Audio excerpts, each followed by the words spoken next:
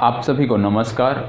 जिलेवार अध्ययन के क्रम में आज हम देखने वाले हैं जबलपुर संभाग के अंतर्गत कटनी के बारे में देखने वाले हैं। कटनी जिले से संबंधित क्या ऐसे तथ्य हैं जो हमें याद रखना है, जो हमारी परीक्षाओं के लिए महत्वपूर्ण है, उन सब की चर्चा हम करेंगे। पिछले वीडियो में हमने जबलपुर के बारे में देखा था, जबलपुर जिले के बारे में देखा था, और ये जबलपुर संभाग के अंतर्गत हमारा दूसरा जिला है, तो उसके बारे में हम चर्चा करने जा रहे हैं। तो सबसे पहले जब बात आती है किसी जिले की, जब भी किसी जिले की बात आए तो सबसे पहले उसकी अवस्थिति हमें पता होना चाहिए कि उसकी अवस्थिति कहाँ पर है, उसके आसपास के कौन कौन से जिले हैं। दूसरी बात क्या पता होना चाहिए उसके लिए कि उस जो भी प्रदेश है जिसके संदर्भ में हम बात कर रहे हैं उसका प्राकृतिक विभाजन कैसा है, जो जिला है वो किस प्राकृतिक विभाजन के अंतर्गत आता है, वहाँ की मौसमी जो जलवायु है, एक प्रकार से मौसमी गतिविधियाँ कैसी हैं, जलवायु वहाँ की कैसी है, मिट्टी वहाँ की कैसी है, इन सब के बारे में हम डिटेल से देखते हैं। तो उसी के क्रम में आज हम देखेंगे कटनी के बारे में। कटनी जो जिला है, यहाँ की जनसंख्या है 12,91,684। कटनी की टोटल जनसंख्या है, जो हमारा लेटेस्ट आंकड़ा है उसके अनुसार है 12,91,684 लोग यहाँ पे रहते हैं कटनी ज़िले में। और यदि हम इसके आगे बात करें कटनी के बाद कि इसका क्षेत्रफल कितना है, कोई भी जिला है, हमने जनसंख्या देख लिया, अब हमें क्या देखना होता है कि क्षेत्रफल कितना है।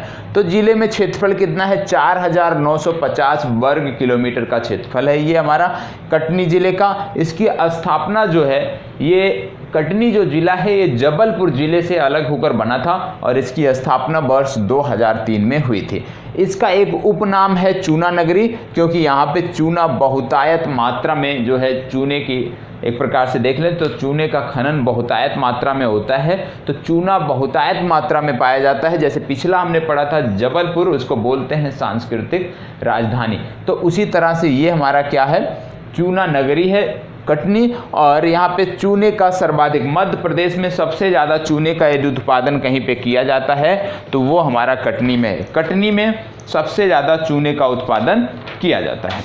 अब इसके बाद हमें क्या देखना है कि नदी, ये जो जिला है इसमें कौन सी नदी बहती है। तो मुख्य रूप से जब हम बात करते हैं कटनी जिले को तो इसमें केन नदी बहती है, और ये जो केन नदी है इसका उद्गम आप हमें बताएंगे कि केन नदी का उद्गम कहाँ है। ये जो केन नदी है ये उत्तर की तरफ बहती हुई, ये जो हमारा कटनी जिला है इससे उत्तर की तरफ बहते हुई ये उत्तर प्रदेश में प्रवेश करती है, और उत्तर प्रदेश के फतेहपुर जिले में ये यमुना से मिल जाती है। तो ये आपको पता होना चाहिए। केन किसकी सहायक नदी हो गई, केन सहायक नदी हो गई, यमुना की सहायक नदी हो गई। और यमुना की सहायक नदियों में आपको पता होना चाहिए चंबल, सिंध, बेतवा, केन, इनका क्रम पूछा जाता है कि इनका जो है पूर्व से पश्चिम क्रम या पश्चिम से पूर्व क्रम बताइए जो यमुना की सहायक नदियां हैं, तो वो आपको पता होना चाहिए। दूसरी बात, जब यमुना की सहायक नदियों की बात होती है तो आप जानते हैं चंबल नदी पर बहुत सारे बांध हैं, तो उन बांधों के बारे में पता होना चाहिए, जैसे जवाहर सागर, राणा प्रताप सागर, गांधी सागर, इन सब बांधों के बारे में आपको पता होना चाहिए। इनके बारे में भी पूछा जाता है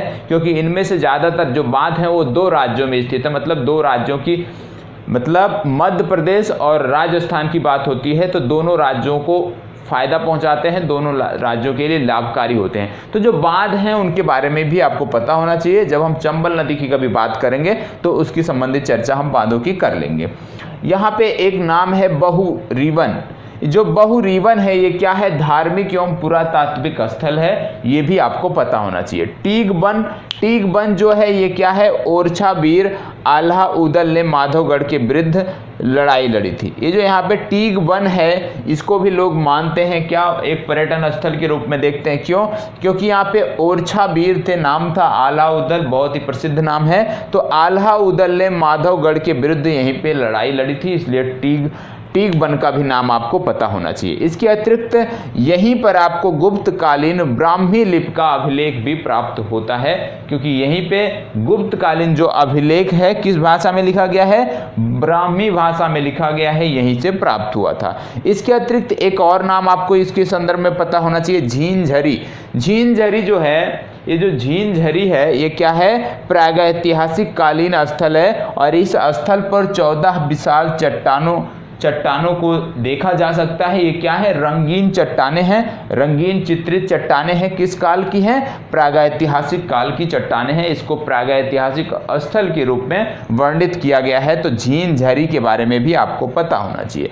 उद्योगों की बात करें यदि कटनी में किस प्रकार के उद्योग आपको मिलेंगे, तो कटनी में ज़्यादातर चूने पत्थर का काम होता है। इसके कारण सीमेंट उद्योग बहुतायत मात्रा में आपको यहाँ पे मिलेंगे। इसके अतिरिक्त यहाँ पे मार्बल इंडस्ट्री भी आपको मिलेगी और ऑर्डिनेंस फैक्ट्री जो बोर्ड है हमारा, उसकी भी एक फैक्ट्री भी है यहाँ पे, और सहकारी कीटनाशक दवाई बनाने का संयंत्र भी यहाँ पे स्थित है।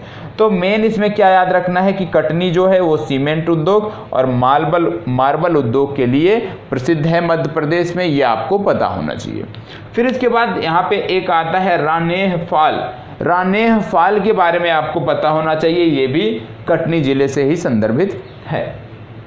फिर बात आती है प्राकृतिक प्रदेश की। जैसे मैंने बोला तो कटनी किस प्राकृतिक प्रदेश में आता है। जैसे मध्य प्रदेश को विभिन्न प्राकृतिक प्रदेशों में बांटा गया है, तो जो कटनी है वो किस प्राकृतिक प्रदेश के अंतर्गत आता है, ये भी आपको पता होना चाहिए। तो जब कटनी की बात करते हैं, हम प्राकृतिक प्रदेश की बात करते हैं, तो ये दक्कन ट्रैप सैल के अंतर्गत ये आता है और इसका मध्य प्रदेश के पश्चिमी भाग से लेकर उत्तर पूर्व तक नर्मदा सोन की सकरी घाटियों तक स्थित है। ये जो दक्कन ट्रैप सैल है कहां से कहां तक स्थित है? मध्य प्रदेश के पश्चिमी भाग से लेकर उत्तर पूर्व तक नर्मदा और सोन की सकरी घाटियों तक स्थित है। यहाँ पे एक चीज और जान लीजिए, जो हम प्राकृतिक प्रदेश की बात कर रहे हैं और अभी आगे जब हम प्राकृतिक विभाग की बात करेंगे, ये हर जिले के अध्ययन में नहीं पढ़ाया जाएगा। क्यों?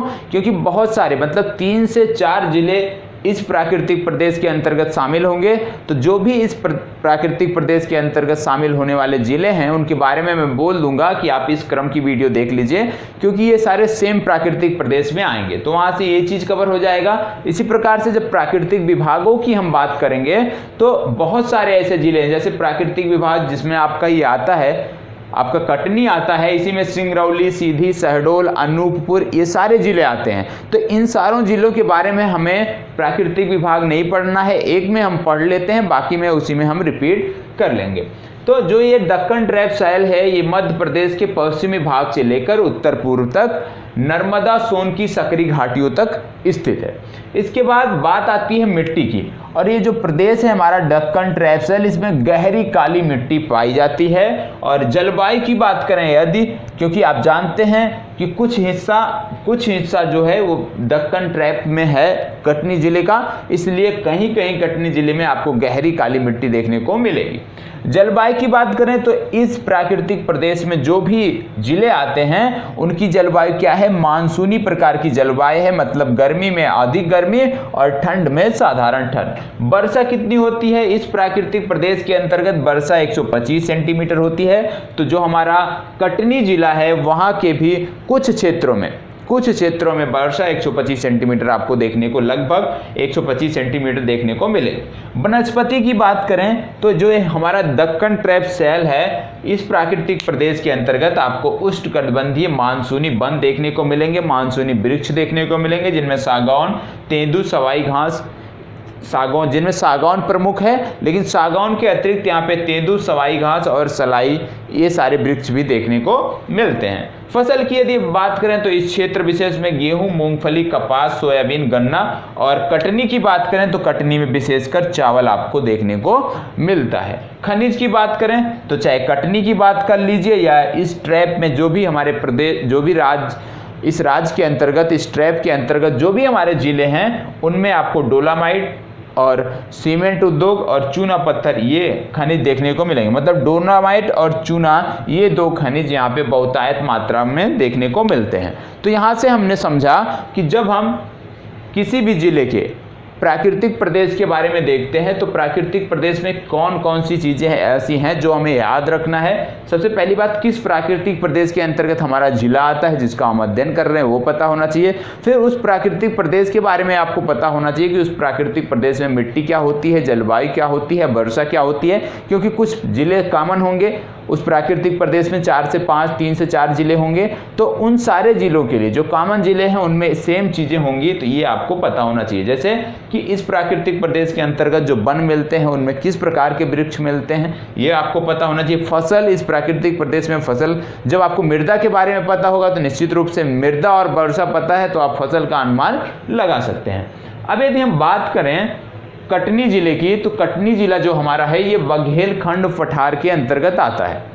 यदि हम प्राकृतिक विभाग की बात करें तो ये बघेलखंड पठार और हमारा बिंद कगारी क्षेत्र दोनों के अंतर्गत आता है। कुछ भाग हमारे कटनी जिले का वो बिंद कगारी प्रदेश के अंतर्गत आता है, लेकिन कुछ भाग बघेलखंड पठार के अंतर्गत आता है। तो दोनों के बारे में हमें पढ़ना है। सबसे पहले हम देख लेते हैं बघेलखंड जो पठार है उसकी क्या खूबी है, उसके जो जिले उसमें समाहित हैं उनमें किस प्रकार की कॉमन चीज़ें आपको देखने को मिलेंगी।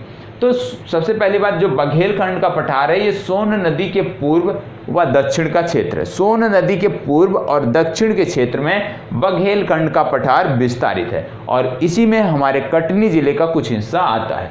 ये जो हमारा बघेलखंड का पठार है ये आर्द्र महाकल्प जुरैसिक काल के शैल हैं। मतलब इस पठार में जो शैल हैं, जो चट्टानें हैं, वो कब की हैं? आर्द्र महाकल्प की हैं या जुरासिक काल की चट्टानें हैं। दूसरा, कौन कौन सा जिला आता है? तो सिंगरौली, सीधी, शहडोल, अनूपपुर और कटनी आता है। मतलब जब हम सिंगरौली के बारे में पढ़ेंगे तो आपको यहीं से प्राकृतिक विभाग पढ़ना है, सीधी, शहडोल, अनूपपुर के बारे में यहीं से प्राकृतिक विभाग पढ़ना है। वहाँ पर सिर्फ आपको उस जिले में जो कॉमन चीज़ें होंगी, जो उस जिले को एक अलग पहचान देती होंगी, उनके बारे में ही हम देखेंगे। नदियों की बात करें तो हमारे बघेलखंड पठार के क्षेत्र में 3 से 4 नदियां प्रमुख हैं, जिनमें सोन, टोंस, बीहड़ और जोहिला नदी प्रमुख है। मिट्टी की बात करें तो इस बघेलखंड पठार के क्षेत्र में मिट्टी जो है वो लाल बलुई मिट्टी आपको देखने को मिलती है। स्थल की बात करें, प्रमुख स्थल जो पर्यटन स्थल हैं तो इनमें सबसे पर्यटन जो विश्व विख्यात है वो है हमारा बांधवगढ़ राष्ट्रीय उद्यान। बांधवगढ़ राष्ट्रीय उद्यान कहाँ पे आता है? बघेलखंड पठार के अंतर्गत आता है। इसके अतिरिक्त हमारा भी जो क्षेत्र है जिसके बारे में हम पढ़ रहे हैं कटनी, वो भी यहीं पे आता है। मतलब जो यहाँ पे मिट्टी है वो कटनी के कुछ क्षेत्रों में मिलती होगी। मतलब लाल बलुई मिट्टी कटनी के कुछ क्षेत्रों में आपको देखने को मिलती होगी। मतलब सोन नदी, इन चारों नदियों में से कोई एक नदी होगी जो आपको देखने को मिलेगी। उसकी चर्चा हमने पहले कर लिया है। जैसे केन नदी मैंने बताया था कि केन नदी प्रमुख रूप से कटनी जिले की प्रमुख नदी केन नदी को माना जाता है।